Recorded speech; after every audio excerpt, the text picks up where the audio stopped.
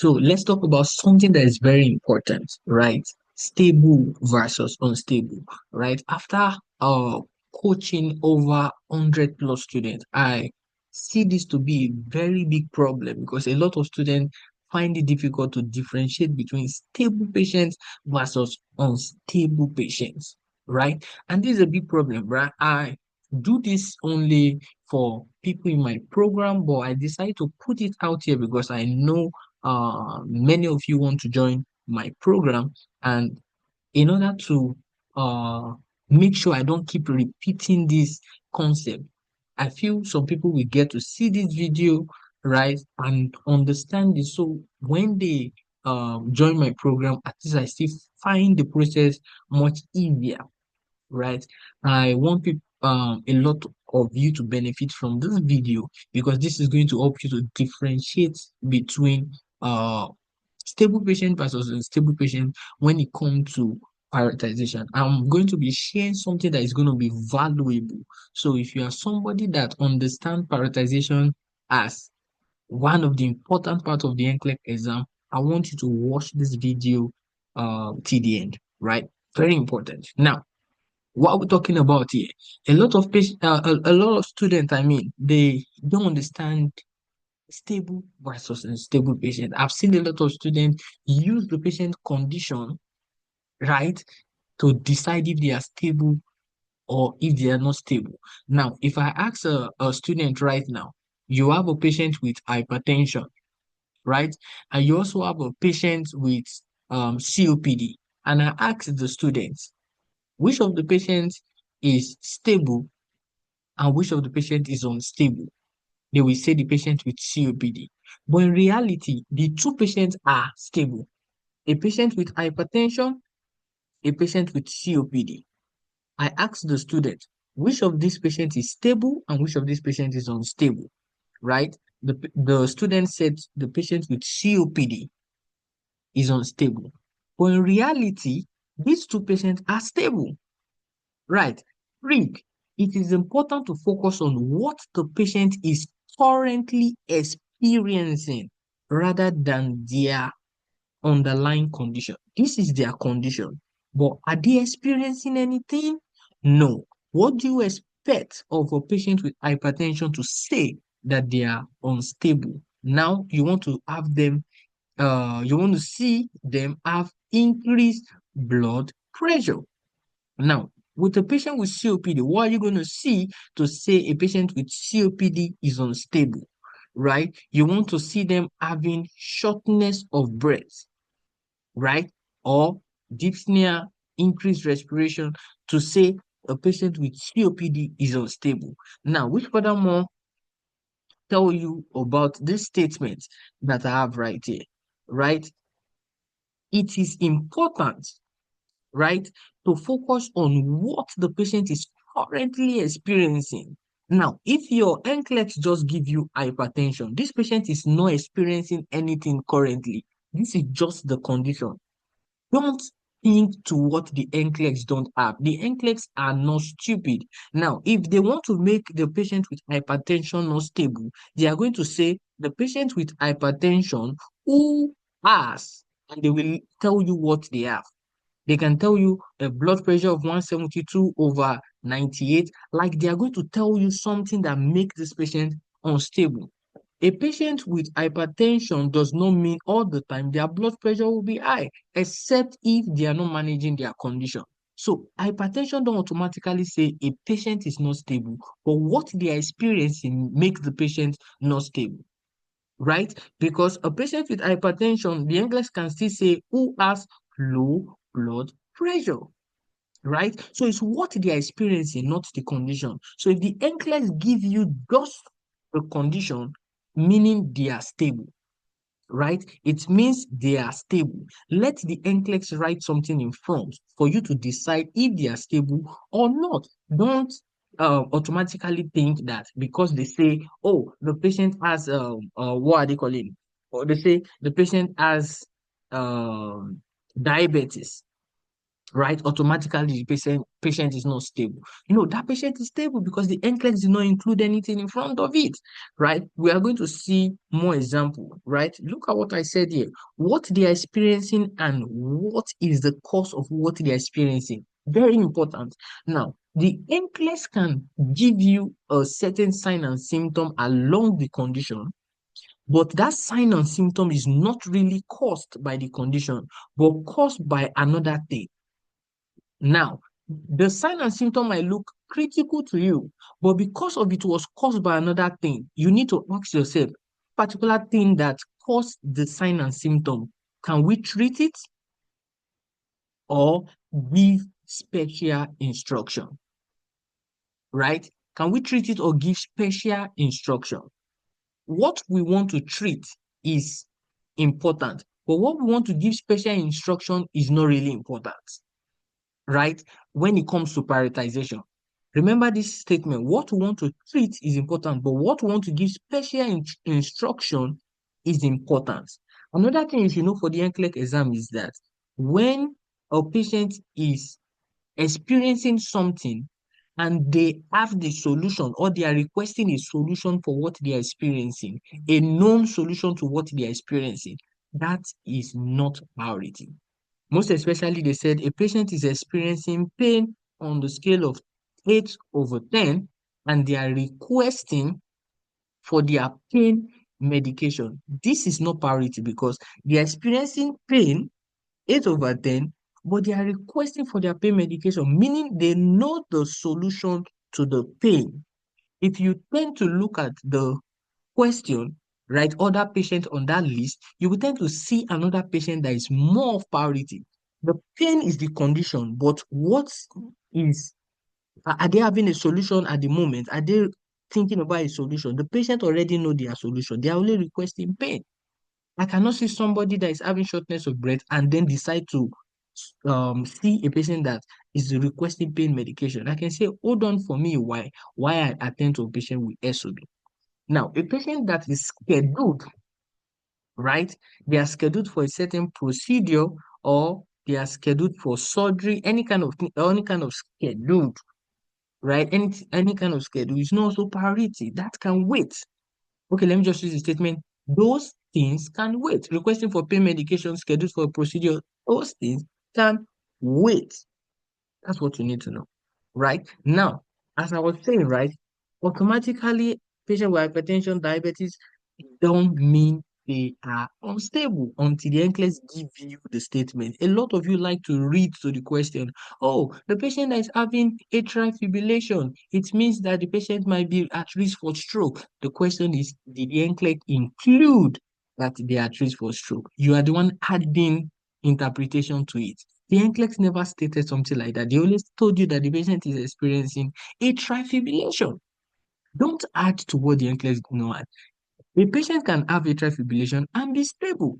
I'm going to show you something now. Now, people that apply ABC, right? People in my course program that I teach prioritization, I don't encourage them to use ABC. There's a unique way of doing prioritization without using all those confusing way of thinking about prioritization. I have a unique way and it has worked for over 100 plus students and they have successfully passed the NCLEX exam using that same thing, right? If you want to know about that, you join my program, you will get to know about that. Now, with that being said, for people that use ABC, never apply ABC directly on the condition, right? Never apply ABC directly on the condition. You can do that to what they are experiencing. Now, they can tell you a patient have COPD, they can tell you a patient have hypertension, and they can tell you a patient have diabetes with low blood sugar.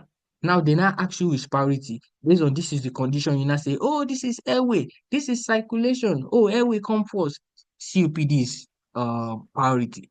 COPD patient is not experiencing anything. So why you prioritizing COPD patient? Now on the NCLEX, you get this wrong, and then the answer is diabetes because they have low blood sugar automatically. So never do that. Apply because at the end of the day, you get it wrong. These are things that I've seen with students, right? Why they join my program and I try to see their knowledge about prioritization, and this are things that make them prioritize wrongly. Moving forward, let me show you this example. Let's try to analyze this question. Right now, when I gave this question to a lot of students, most of the students say the answer is 4. Right? They say, oh, the patient has COPD, they have dyspnea, right? And they are using their accessory muscle to breathe. Now, this is what caught the student, and they say 4 is the answer. Now, let us analyze it. Now, I said something previously, never use the condition to prioritize. What are the conditions here? We have heart failure, right? Crohn's disease, we have low platelet counts, we have COPD right here. Those are the conditions. But what are they experiencing? See what they're experiencing. Productive cough and is anxious, right? Reporting cramping, abdominal pain, right? They have petechiae and they are reporting heavy menses. They have dyspnea with exertion using accessory muscle to breathe. Now, the next step you need to ask yourself, what is the cause of what they're experiencing? Is it the condition that is causing what they're experiencing, or there's another root cause? Is it the condition that is causing what they're experiencing, or there's another root cause? Is it the condition or another root cause? Is it the condition or another root cause? Then you are going to read it closely again, right? You are going to read it closely because we want to easily eliminate any root cause that it's not really important. Most especially root cause that we cannot treat, we just give special instruction, right? Now, these don't have any root cause because they just said productive cough and is anxious. Now, look at this other one. They said reporting cramping, abdominal pain, and diarrhea. There's no root cause. Now, they said who has petechiae on the trunk and is reporting heavy menses, right? You can say, oh, bleeding, but the root cause of that bleeding is because they are on their period. So that's not consigning. For those people that are saying, oh, they are bleeding, so it is consigning. No, the root cause of the bleeding is menses. So that is not T bleeding. That is a bleeding due to uh, a normal nature that could occur. Now, if NCLEX want to make this look like it is priority, they are going to include more information. Because patients that automatically have heavy bleeding don't automatically mean they are unstable. They need to put more information to show us that they are unstable. Maybe saying, oh, they have blood pressure reading of 90/50, the skin look cold to touch. You understand? Statement like that will make us feel like they are priority. So now you can say, because of that, this is out. Now, a patient with dyspnea with exertion. Now, the dyspnea is not a problem. The COPD is not the one that is causing the dyspnea. Instead, it's the exertion that is causing the dyspnea. Now, what do we tell a patient? Oh, you're doing too much, right? Go and rest. We give instruction. We cannot treat this dyspnea at the moment because it is caused by exertion. Now, is this exertion that is causing the dyspnea? So what do we tell the patient? Go and rest because as you are doing too much activity, it's going to cause you to have more dyspnea. Now, the question is, if we instruct them to go and rest and the dyspnea keep on still continuing, right? That is when it's a problem. But if we tell them to go and rest, or maybe the NCLEX said, oh, the patient with COPD who has dyspnea with exertion, start resting, still continue to have the dyspnea. That's where it's a problem. But the point is that they said they have dyspnea with exertion using accessory muscle. These are all trick. The key is that the root cause is exertion. The root cause is not the COPD. So since the root cause is exertion, we understand exertion because they are doing something stressful. We just let them go and rest. Now, that is what a lot of students don't know. Now, when they selected 4, they got it wrong. When in reality, the answer is 1, right? Why the answer is 1 is a story for another day. But I know some students understand why the answer is 1. But what I'm really trying to explain right here is how to know priority. Priority is not based on what the condition are, but based on what they are experiencing, right? That is what I want to do. Explain to you guys in this video. There are more things I still want to explain, most especially with people that struggle to know stable patients when it comes to delegation, right? Now, a patient with atrial fibrillation, the particular student saw this, right, as part of their prioritization question. Now, She said, a patient with atrial fibrillation, oh, this patient is going to have stroke, right? Then we have increased respiratory rate. It can develop floating.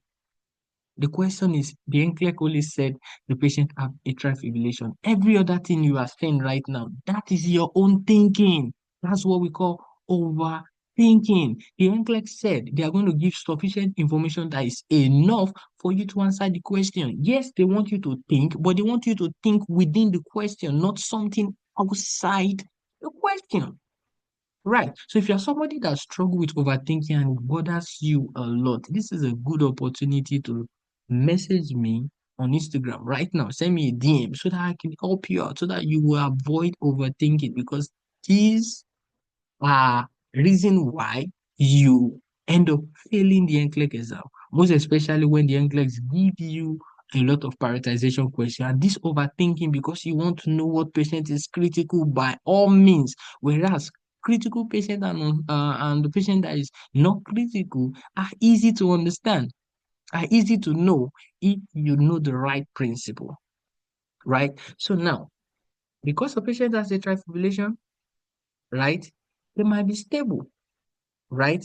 If they are having no symptom, right? If they have a controlled heart rate, wait for the NCLEX to say their heart rate is 130 beat per minute, beat per minute, yeah. Wait for the NCLEX to say that. Don't say what is not on the question as at yet. A patient with fracture, right, might look unstable to you, but what is the UAP doing? The UAP is trying to fix condom catheter because they have incontinence. So what are they experiencing? It's not the fracture that the NCLEX is dealing with, but the NCLEX is dealing with what they're experiencing, which is incontinence. They are fixing condom catheter not because of the fracture, but the incontinence, but because of the mindset that we have concerning stable versus unstable. We say, oh, a patient with fracture is unstable. The UAP cannot deal with such kind of patient. And that's not true. But because that is what they are experiencing currently, the NCLEX is all about what they are experiencing, not the condition. If the NCLEX say, oh, the patient have fracture, it's a different thing. But now they include with incontinence. They want to fix condom catheter. Yes, they can do it because that's the tax. They are not doing anything in regards to the patient with fracture, right? The immediate concern is incontinence. The focus should be on managing incontinence. That will make you prioritize care correctly.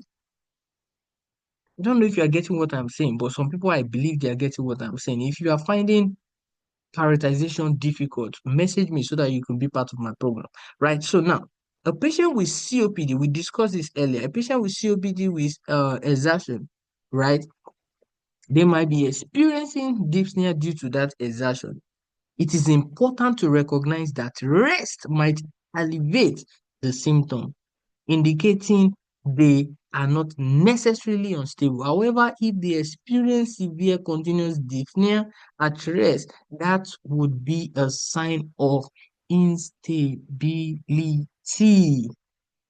All this information that I'm saying, the NCLEX is going to include it. One thing you should know is that you are not trying to teach the NCLEX how to write the question. So stop overthinking. The NCLEX know what they are doing. The NCLEX know the information they gave to you is enough. Only think about what is on the question, not anything in your mind. Because once you bring additional thing to the question, you have more things you are thinking, and you are going to get the question wrong. Now, a patient with diabetes might not be unstable just because they have the condition. Remember, I said we are not dealing with the condition, but what they are experiencing. But they have symptoms like hypoglycemia, diabetes, ketoacidosis. Those would be reason for concern. I believe we have gained something in this video. I'm sharing a lot of value right now for a lot of students that struggle with prioritization, right? When indirectly you do prioritization when you try to delegate tasks, right? Because after even deciding the right tax, you still need to understand if the patient is stable. This is where a lot of students have problem, and you'll be like, oh, this patient is having delirium tremor. This patient is having diabetes. Diabetes, their blood sugar is high. Delirium tremor. Diabetes, their blood sugar is high is a problem because you've included what the NCLEX did not include. They only said diabetes, and the other question only said delirium tremor. Delirium tremor is it's not a condition, it's something that occur due to something. So it's what they are experiencing due to something. It's like a symptom of something. So due to that reason, the patient is unstable. But patients with diabetes is a condition on its own, and diabetes needs some kind of results to show that they are unstable, such as hyperglycemia, hypoglycemia, diabetes ketoacidosis, right? Blood vision, any other thing that they can say after it, right? So that is that for that. Let's move on. Now, let's do this question. This is a prioritization question, right? So now they say you should see someone first. Now, this is the condition otitis media. This is the condition fracture. This is the condition colostomy. This is the condition pneumonia. Now, let us leave what they are experiencing. If you are to prioritize on a normal day, what are you going to prioritize? Obviously, you are going to say four because you are most students always use A, B, C's. ABCs.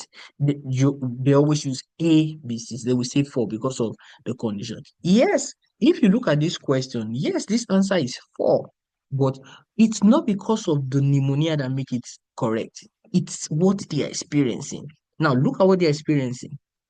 Look at what they're experiencing. Look at what they're experiencing, right?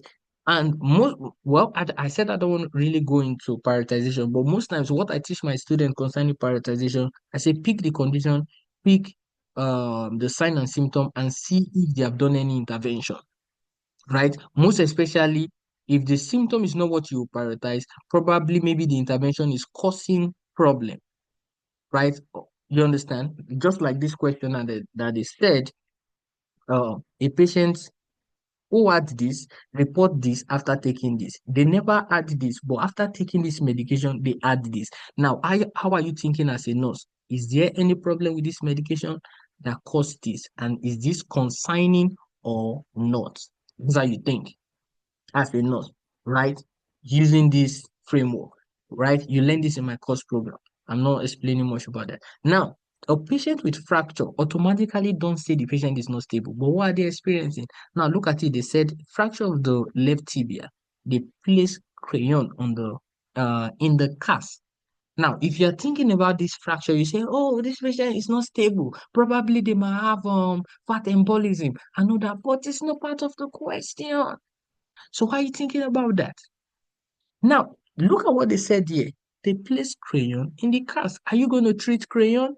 No, you cannot treat it. You can only give special instruction. You will tell the patient, oh, stop. You don't put anything in the cast. And that's simple. Is this concerning? No. But would you see this patient later? Yes. You understand? Now, the patient with colostomy, they report skin irritation around the stomach, right? Something we don't want the patient to experience, right? But the question is this concerning right now? Maybe. Number one, maybe. Now, this patient has pneumonia. What are they experiencing? Pink, right? Frothy sputum. What do we understand by this? Automatically, why would the patient automatically have pink, frothy sputum? Okay, we are thinking about, oh, because of they are experiencing this, it look like they have fluid in the lungs, pulmonary edema. Now, due to that reason, we are saying, oh, hey, these patients look critical. And that's why we can easily say, yes, this is an airway problem. I'm saying this is a airway problem, not because of they have pneumonia or what they are experiencing. Do you get my point? A patient can have heart failure, right, which is a cardiovascular problem, and end up having problem with the airway. So how will I now say I want to use the condition to do A, B, C when they said they have shortness of breath? The patients with heart failure who have shortness of breath, will I say A and C in that same question? No. Which tell you what I am saying. The time you use ABC is when you can clearly see the patient experience something related to airway, not the condition. because the condition might not even be airway condition. It might be a different condition and they end up experiencing shortness of breath. A patient that use morphine and they have 8 breaths per minute. This is airway problem. The morphine is not airway problem. You understand? Hope you understand what I'm saying. If you want to get real deep into this, I will advise you to watch this video, and if you are not still getting it, send me a DM. Right? So now we understand why 4 take priority over others. You can see the concept of prioritization. Let's try another question right here. Now, they said this patient has no memory, of the post procedure instruction after they did their surgery, right? One reason why I don't think about surgery is because surgery is not our scope of practice. So in order to avoid overthinking, I'm not thinking about the surgery because NCLEX cannot ask me anything about the surgery. The only thing NCLEX can ask, right? Right now I'm even giving so much value because I give this only to my to people in my program, right? The NCLEX cannot ask you anything about surgery. The NCLEX can ask you intended effects, the location, right? Pre-op, post-op care, complication. These are the only things the NCLEX can ask you. But anything else about the what are they call it, the surgery, don't think about it. Don't try to remember, oh, what kind of surgery is this? How did they carry it out? No, you are not the doctor to do that. So don't think about, just think about what is the intended effect. Most especially when you see the name of the surgery, you can easily guess the intended effect if you have not learned a lot. But my program, I really cover everything, so you will definitely know everything. You can see they are trying to carry out a certain findings, right? The location you can easily see. Location is not difficult to know. From the name of the surgery as well, too, you can tell the location, right? As well too. You need to know pre-op care. And pre-op care is the same for every surgical procedure. Pre-op care is the same. Post-op care as well too is the same. So you don't learn pre-op care for individual surgical condition. You just learn one pre-op care and you can apply to every of the condition. For complication, complication can be individual, right? But the simple way I teach students how to understand complication is when they can identify the location, right? We don't learn surgery and complication. Instead, we learn surgery by location. We say, okay, because there are different kind of surgery they can carry out on the lungs, right? There are different kind of surgery they can carry out on the lungs. So why would I learn different kind of surgery they can carry out on the lungs and their complication when I can learn in general surgery that are done on the lungs and their complication? So only learning surgery that are done on the lungs and their and the complication of surgery done on the lungs. Let me rephrase my statement. What we do is that we learn complication that can occur with any surgery done on the lungs. So we study it one time. Unlike saying, oh, this is one surgery they can do on the lungs. What is the complication? This is another surgery they can do on lung. What is the complication? Because we are going to get tired. Before we know it, we can be doing 20 surgery and keep learning complication.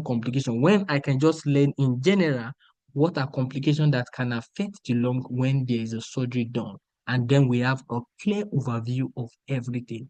This is how I make studying easy for the student, right? So if you're interested in joining my program, yeah, you can send me a DM so that we can make study easy. You don't need to be overwhelmed when you want to study if you know how to study. Most especially, this is what I help students to do, to learn how to study. So you can see I replace this statement with surgery because this is not part of my scope of practice. I understand I'm doing something regarding to surgery. Now they have no memory of the post-procedure instruction following surgery. Now, if I am thinking about this surgical procedure, what am I going to be thinking? I'll be saying, oh, for this particular procedure, right? What are the instructions we give a patient for this procedure? Meaning, I am thinking like the doctor. I am thinking like I am the doctor carrying out the surgery. No, I'm not thinking about this, but I'm thinking about, okay, what are the pre-op instruction we give and what they should remember to do, such as monitoring for infection, right? maybe they should not do any strenuous activities after surgery. They should use their spiral meter. They should they should ambulate.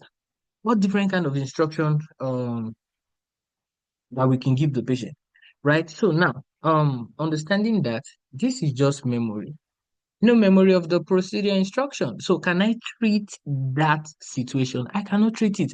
I can easily just remind them about the instruction. That's what I'm going to do as a nurse. Is this priority? No. Is this what we are going to attend to later? Yes, but no now. Now, a patient with sore throat following endoscopy, okay, ERCP, right? That is the surgery, after the surgery. Now, sore throat, right? Is it problematic to the patient right now? Because anybody can have sore throat, but is it a problem right now? I'm not seeing the problem. I'm going to put maybe until I see every other patient issues. Now, this patient have shortness of breath after this. This is looking like clearly something I will prioritize because this is more priority than this one. So I'm going to put as well, maybe, but this is like a top prioritization for me, right? Or easily I can eliminate this because this is more priority than number two. Now, abdominal cramping following this. Now, abdominal cramping with cannot affect the patient as much. Will I see this patient now? No. Will I see them later? Yes. I'm going to see number three first. So three becomes the answer. Can you see the way we prioritize? You don't prioritize based on the condition. You prioritize based on, right, what they're experiencing. This is what they are currently experiencing. This is what they are currently experiencing. This is what they are currently experiencing. This is what they are currently experiencing. This is instruction. Will I treat instruction for crying out loud? No, this can easily go out, right? Sore throat, shortness of breath, abdominal pain. Which one look life-threatening? This don't look life-threatening. Abdominal cramping, shortness of breath, right? Which are you going to prioritize? Shortness of breath, of course, because those things can easily kill the patient. Things that can kill patients fast, airway, breathing, and circulation problem can easily kill the patient fast before any other thing. Now, okay, so this is another okay prioritization question. Now, what is the problem? Right, this patient have um heart failure, that's the condition. TB, that's the condition, right? They have fracture of the femur and they have BPH, right? I cannot, okay, if I decide right here and I say, oh, the condition, no, no, no, we don't use the condition. We are using what are they calling it? What, right? We are using what they're experiencing. A patient have heart failure, they report frequent urination. Now, if you are thinking about heart failure, you will say, oh, a patient with heart failure, they can have lung problem, they can have edema. But the question is, what are they experiencing? Frequent urination. Frequent urination is what they're experiencing right now. Does that look like priority? If you're overthinking, it will look like priority, maybe to you, but to me, it's not a priority because I'm not overthinking frequent urination. Okay, a patient who is reporting um expectorating blood thin mucus, right? Blood thin mucus. I put them maybe. Now, the patient received a dose of pain medication 1 hour ago and they're reporting that the pain has no relief, right? The pain medication and it's not relief. Now, this is what I am thinking right here. Now, the pain has no relief. Are they experiencing anything? Because I need maybe on a normal day, if a patient say, oh, I'm still feeling my pain, what am I going to do? I'm going to ask for their pain rating and all that kind of stuff, check vital sign and all that kind of stuff. But right now, there's no pain rating, there's no vital sign. Ask yourself, which nurse will do mistake like that? That they are not going to check the pain rating and the vital sign. They will check it because if it's a critical situation, it is important for those kind of information to be checked. Now, the NCLEX did not include it, that it was checked, right? They did not include that it was checked. If you are still worried, it is you on it. Because somehow, if you follow this my principle, you are definitely going to see one that is not priority. Then you can come back and recheck again. Now, look at this patient. They said they are reporting having no bowel movement, which at first you will say, oh, past 3 days, you say, wow, and requesting those of prescribed laxative. meaning they understand that this is a problem to them, but they know their solution. They know the solution already, right? So is this patient a priority? No. But are we going to see them later? Yes, because we have some people that we need to see immediately, right? There are some patients you are going to see immediately, there are patients you are going to see soon, and there are some patients that you are going to see later, probably, if I'm right. Uh, yeah, I'm just trying to use that. So now, obviously, 4 is going to be out, right? Now, you are left with 1, 2, and 3. Now, we are left with 1, 2, and 3. Let us see again. Frequent urination, blood thinned mucus, and then we have pain medication 1 hour ago reporting that the pain has not been relieved. Now, this part of all these 3 patients, one of these patients got intervention. They had pain, he gave them pain medication. Now, the nurse is just going to come back and do evaluation to the problem. Before they will even get to finding a solution, a lot of assessment would have been done. But there are certain patients that we need to apply urgency to, emergency to, right? The patient has TB, they are experiencing this frequent urination, right? Now, the question is this concerning? Is this concerning? That is the question. This is not concerning. This is concerning, right? Now, this will require more assessment. This is going to take more time. And what is about prioritization? Timing. We are not looking for intervention that will take more time because we start with assessment, we do a lot of things to see why the pain medication is not working. Probably maybe the doctor can do something about that, but something we want to do right now, find solution for the patient right now, the answer is true. All right, based on what they are experiencing, based on what they are experiencing, right? Now, let's do delegation question. Okay, now, a lot of students answer delegation question, but they answer delegation question right. But the thing is that most of the time spend a lot of time when they can spend less time. So do you want to waste your time on the NCLEX exam? Do other method as different from what I am telling you now, right? Because the method I'm going to give you right now is going to help you out, save you time, right? Me and a particular student were doing delegation question. I spent 30 seconds, less than 30 seconds in getting my answer. The student spent 3 minutes, not because I am the expert, but because of the student took a time to see the condition, see what they're experiencing. See the tax, see the tax, see what they're experiencing. See the tax, see what they're experiencing. See the tax, see what they're experiencing. Right? When most of the time you can even see the tax and even finalize the answer from there, most of the time, but not all the time. But why are you not taking two-way thinking when you can start with this first before this? Sometimes it might be in the middle, though it depends on where they insert the condition of the patient, right? So now, but let's do what I wish you to do. The first thing is to see what is the tax. Now, applying condom catheter, applying pressure dressing, obtaining vital sign, inserting NG tube. Now we are going to now ask ourselves, can they do condom catheter?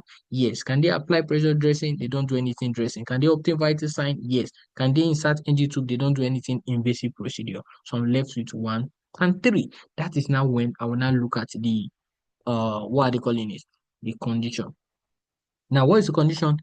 Hip fracture who is incontinence. So it's not hip fracture we are dealing with. We are dealing with incontinence. So condom catheter incontinence, they match, right?